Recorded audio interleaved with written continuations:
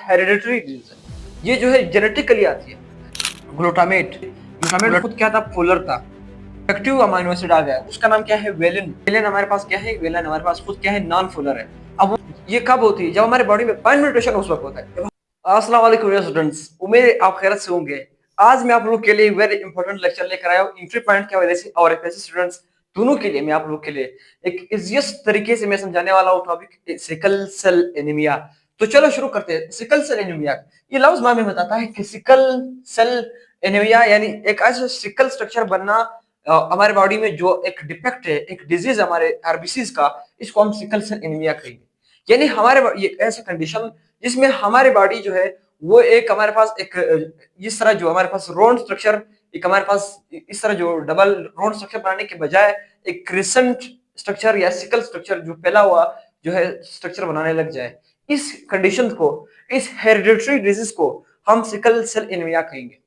मैंने क्या कहा, मैं यहाँ पर लिखूंगा, मैं कहता हूँ व्हेन द बॉडी स्टार्ट्स, देखें द डिजीज, मैं यहाँ पर क्या लिखूंगा, मैं कहता हूँ द डिजीज एक ऐसी बीमारी जिसमें हमारी बॉडी क्या करने लग जाए, जिसमें हमारी बाजी देख रहे यहाँ पर डिजीज, डिजीज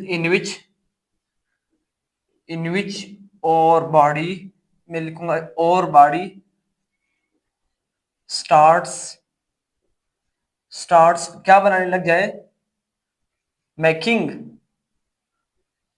मेकिंग क्या बनाने लग जाए हमारे पास sickle shape RBCs, sickle shape RBCs,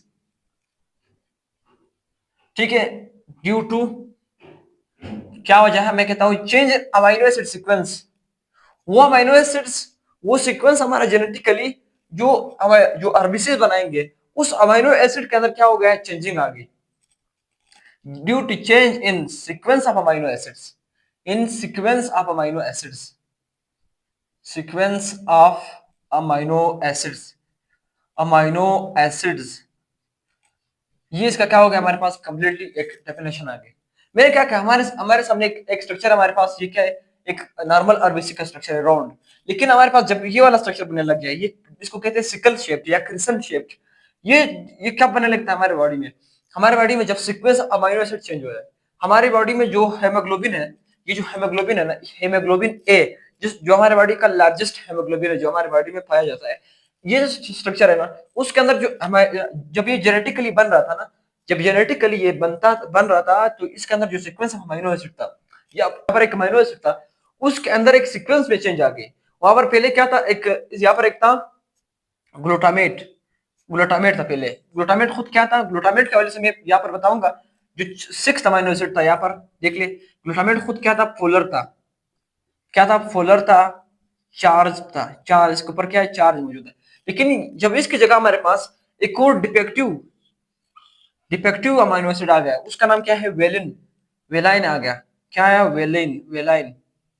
जब ये आ गया, ये क्या था, डिफेक्टिव, तो ये इसने क्या किया, एक म्यूटेशन काज की। ये क्या था, ये वेलिन हमारे पास क्या है, वेलिन हमारे पास खुद क्या है, नॉन पोलर है। अब वो क्या था, वो पोलर था, ये क्या है हमारे पास, ये नॉन पोलर है।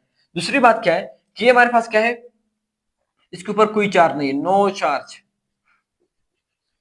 अब इसने जब इसको रिप्लेस किया, हालांकि सही क्या था, सही तो ग्लूटामेट था, सही ये रोड वाला हमारे पास चल रहा था, वही है जो हमारे बॉडी में आरबीसी, नॉर्मल आरबीसी यही है। ये हमारे पास क्या है, नॉर्मल आरबीसी। ये हमारे पास क्या है, डिफेक्टिव। तो इसकी वजह से हमारे पास क्रिसेंट शेप जो है आरबीसी बनने लग गई। तो मैंने क्या कहा, मैंने कहा इन विच और body starts making sickle shape RBCs due to change in the sequence of amino acids. Basically ये काम कब होता है, ये काम मैं ना कोई पहले बात बता दूं, ये हमारे पास जो डिजीज है, ये हमारे हेरिडिटरी डिजीज है। ये जो है जेनेटिकली आती है। ये कब होती है, जब हमारे बॉडी में फाइंड म्यूटेशन हो जाए। फाइंड म्यूटेशन उस वक्त होता है जब हमारे डीएनए जो प्रोटीन बना रही है, ठीक है, आरबीसी बनाने के लिए, अब उस प्रोटीन के जो अमीनो एसिड्स है, वो अमीनो एसिड हमारे पास, उस अमीनो एसिड में जो सिक्स अमीनो एसिड है, सिक्स अमीनो एसिड पर ग्लूटामेट था, अब वो किससे रिप्लेस हुआ, वेलिन से रिप्लेस हुआ। तो इसकी वजह से क्या होने लगा, हमारे पास जो है क्रिसेंट शेप अमीनो एसिड बनने लगा। तो मैंने आपको यहाँ तक बात समझानी थी। और ये कौन सा म्यूटेशन है, यहाँ पर आप लिख लेना। यहाँ पर मैं कहता हूँ ये फाइंड म्यूटेशन है, फाइंड म्यूटेशन है, फाइंड म्यूटेशन हमारे पास है। यहाँ पर मैं क्या लिख रहा हूँ, फाइंड म्यूटेशन हमारे। फिर दूसरी बात, ये कौन सी डिजीज है, मैंने कहा ये खानदानी तौर पर है। ये क्या है, हेरिडिटरी डिजीज है।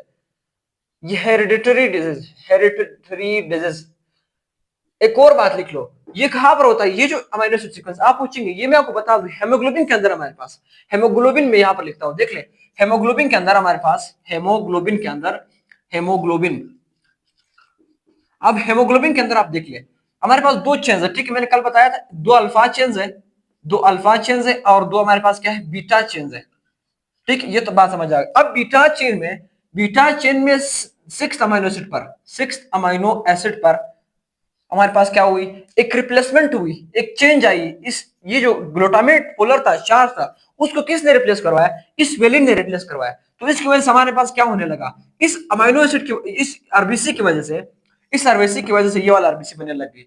अब इसका सबसे बड़ा नुकसान क्या हुआ, ये जो आरबीसी जो हमारे पास, ये देख ले, यहाँ पर जो ब्लड आरबीसी थी ना, ये आरबीसी क्या कर रही थी, फ्लो कर रही थी, अब तो नॉर्मली जा रही थी, ठीक है, ये क्या हुई, इसमें जब इसका शेप क्या हुआ, बदल गया, ये वाला स्ट्रक्चर आ गया, इसका शेप क्रिसेंट शेप हो गया, सिकल शेप हो गया, सिकल शेप, ये लफ्ज है कि सिकल शेप, सिकल का मतलब पतला सा चिपका वाला, जो चिपकता है ना, चिपकता है, फ्लो नहीं करता है, जब ये इस स्ट्रक्चर में हमारे ब्लड में ये वाला स्ट्रक्चर फ्लो करने लगा, तो इसने क्या काम खराबी करना शुरू कर दिया, ये यहाँ पर क्या होने लगा, स्टॉपिंग करने लगा, यहाँ पर स्टॉपिंग करने लगा। अब इससे क्या हुआ, हमारे जो यहाँ पर स्पेशली जो बुक ने दिया है, हमारे लिम्ब ऑर्गन जो है, यहाँ पर ब्लड फ्लो रुक जाती है, जब ब्लड फ्लो रुक जाती है तो यहाँ पर ऑर्गन डैमेज हो जाता है, ये सबसे बड़ा नुकसान इसका है। कहां पर मैं कहता हूं, ये क्या काज करता है, मैं कहता हूं ब्लड फ्लो को रोक देता है, ब्लड फ्लो क्या हो जाती है, मैं कहता हूं ब्लड फ्लो क्या हो जाती है, स्टॉप हो जाती है।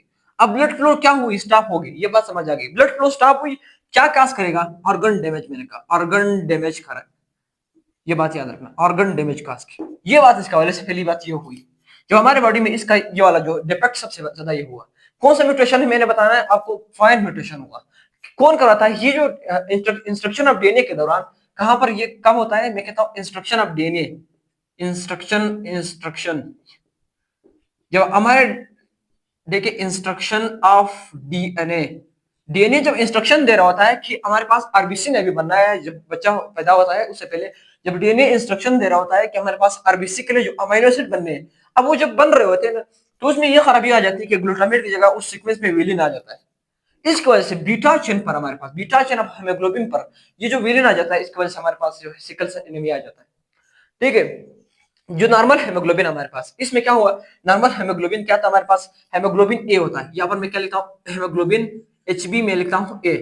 अब उसकी वजह से क्या, कौन सा हेमोग्लोबिन आ जाता है, जब इसका क्या हुआ, ये हमारे पास क्या हुआ, खत्म हो गया है, क्योंकि क्या आया, वेलिन आया, ग्लूटामेट को, यानी एक अमीनो एसिड के बदलने से थोड़ा हमारे पास क्या हुआ, हेमोग्लोबिन खत्म हो गया, कोई ब्लड जो है स्टॉप होने लगा, किससे जो है रिप्लेस हुआ, haemoglobin sickle, sickle haemoglobin, haemoglobin S से इसकी रिप्लेसमेंट हुई, सिकल हेमोग्लोबिन से, जिसकी वजह से ये डिजीज काज होने लगी। इसी तरह अब इसमें देखिए, इसको जो कंट्रोल करता है ना, इसकी जो कंट्रोल है, मेरा आपको बताना है, कंट्रोल इसके जो है वो under the instruction of DNA है, डीएनए इसके ये जो इंस्ट्रक्शन कर रहा होता है, ये डीएनए कर रहा होता है, तो इसमें जो मिसमैचिंग ऑफ अमीनो एसिड हुआ, इसकी वजह से हमारे पास ये वाला जो है ये वाला डिजीज काज होने लगा, इस नंबर 6 अमीनो एसिड पर बीटा चेन ऑफ हेमोग्लोबिन में।